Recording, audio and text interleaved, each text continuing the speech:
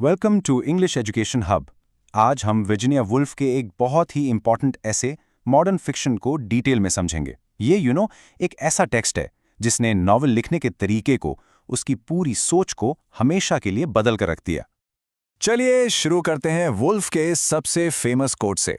वो कहती हैं, life is not a series of gig lamps but a luminous hello. यानी जिंदगी कोई साफ सुथरी लाइन से लगी हुई रोशनियों की सीरीज नहीं है, बल्कि ये एक लूमिनस हेलो, एक रोशन घेरा है। अब इसका मतलब क्या है और इसका फिक्शन से क्या कनेक्शन है, आइए पता करते हैं। तो इस पूरे एक्सप्लेनर में हम इन 5 टॉपिक्स को कवर करेंगे। हम वुल्फ के मैनिफेस्टो से शुरू करेंगे, फिर देखेंगे कि उन्होंने पुराने राइटर्स को क्यों क्रिटिसाइज किया। उसके बाद उनके ल्यूमिनस हेलो के विजन को डिकोड करेंगे, जेम्स जॉयस का एग्जाम्पल देखेंगे, और हाँ, सबसे इंपॉर्टेंट आपके एग्जाम्स के लिए जो की टेकअवेज हैं उन पर फोकस करेंगे। ओके, लेट्स डाइव राइट इन।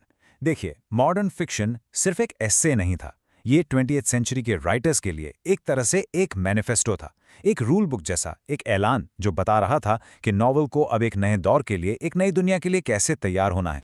और इसका टाइम भी देखिए, ये ऐसे 1919 में पब्लिश हुआ, वर्ल्ड वॉर 1 की तबाही के ठीक बाद। सोच के देखिए, पूरी दुनिया बिखरी हुई थी, पुराने सारे यकीन खत्म हो चुके थे। राइटर्स को अब ये महसूस हो रहा था कि कहानी लिखने के जो पुराने साफ सुथरे तरीके थे ना, वो इस नई कॉम्प्लेक्स रियलिटी को कैप्चर करने के लिए वो काफ़ी नहीं थे। तो अपने नए विजन को पेश करने से पहले वुल्फ ने अपने से पहले के राइटर्स यानी ओल्ड गार्ड पर एक बहुत ही शार्प अटैक किया। आखिर उनके काम में ऐसी क्या कमी थी? Let's see. वुल्फ ने आर्नल्ड बेनेट, H.G. वेल्स और जॉन गॉल्सवर्थी जैसे बड़े राइटर्स को मटीरियलिस्ट्स कहा। क्यों? क्योंकि उनका सारा फोकस बाहरी चीज़ों पर था। घर कैसा दिखता है, कैरेक्टर का सोशल स्टेटस क्या है, प्लॉट में आगे क्या होगा। वुल्फ कहती हैं कि ये एक खूबसूरत तस्वीर बनाने जैसा है जिसमें इंसान तो है लेकिन उसकी सांसें नहीं हैं। उन्होंने लाइफ की बॉडी तो दिखा दी लेकिन उसकी स्पिरिट, उसकी आत्मा को खो दिया। और ये कंपैरिजन दोस्तों इस एसे का बिल्कुल कोर है। और हाँ, आपके एग्जाम के लिए तो ये एब्सोल्युटली क्रूशियल है। एक तरफ है मटीरियलिस्ट जो इंसान को उसके बाहरी सच, उसके बॉडी में देखते हैं, और दूसरी तरफ है स्पिरिचुअलिस्ट यानी नए राइटर्स जो इंसान को उसकी आंतरिक दुनिया, उसकी स्पिरिट, उसके मन के अंदर चल रहे अनंत प्रवाह के रूप में देखते हैं। वुल्फ का ये भी मानना था कि नॉवल के जो पुराने नियम हैं वो एक टायरेंट यानी एक तानाशाह की तरह हैं।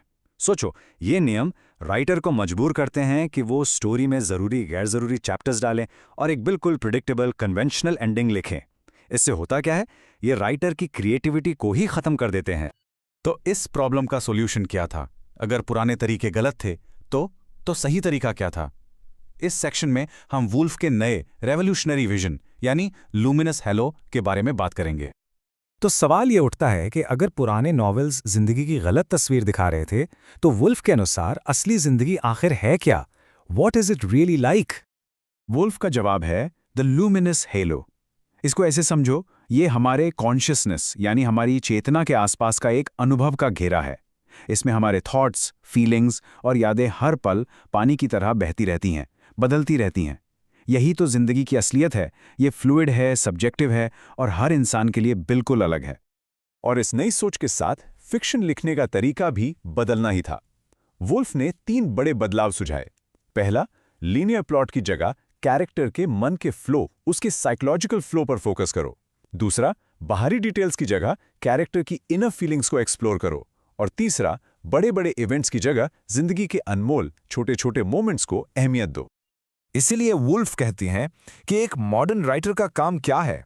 उनका काम है उन अनगिनत अनुभवों या एटम्स ऑफ परसेप्शन को रिकॉर्ड करना जो हर पल, हर सेकंड हमारे दिमाग पर गिरती हैं, चाहे वो कितनी भी छोटी या आम क्यों ना हो।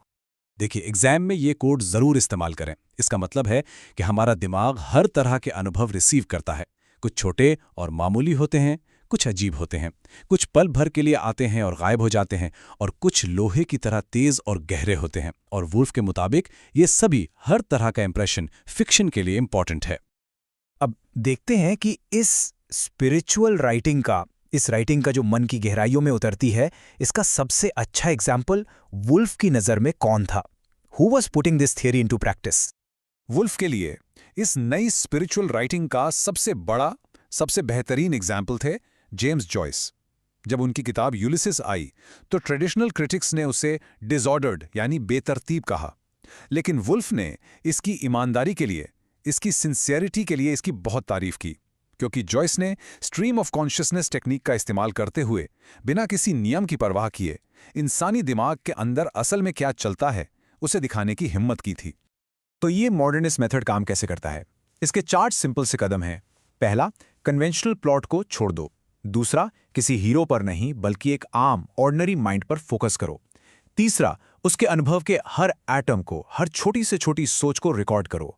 और आखिर में, इस तरह आप कहानी के जरिए जिंदगी के और ज्यादा करीब पहुंच जाते हो।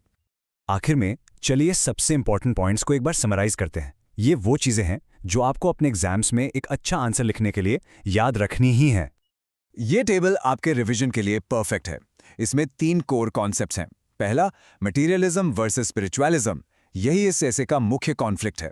दूसरा, द टिरनी ऑफ कन्वेंशन, यानी पुराने नियमों का विरोध। और तीसरा, सबसे इंपॉर्टेंट, द ल्यूमिनस हैलो, ये मॉडर्न कॉन्शियसनेस को समझाने वाला सेंट्रल मेटाफर है। इन्हें जरूर याद रखिएगा। एंड में अगर आपको इस पूरे एस्से से एक चीज याद रखनी है तो वो है सिंसेरिटी, यानी ईमानदारी।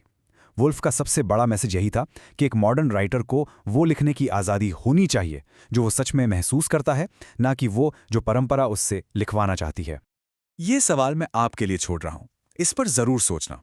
अगर जिंदगी अनुभवों का एक हमेशा बदलता हुआ घेरा है, एक लूमिनस हेलो है, तो क्या कोई एक कहानी, कोई भी एक सिंगल स्टोरी कभी पूरी तरह सच हो सकती है?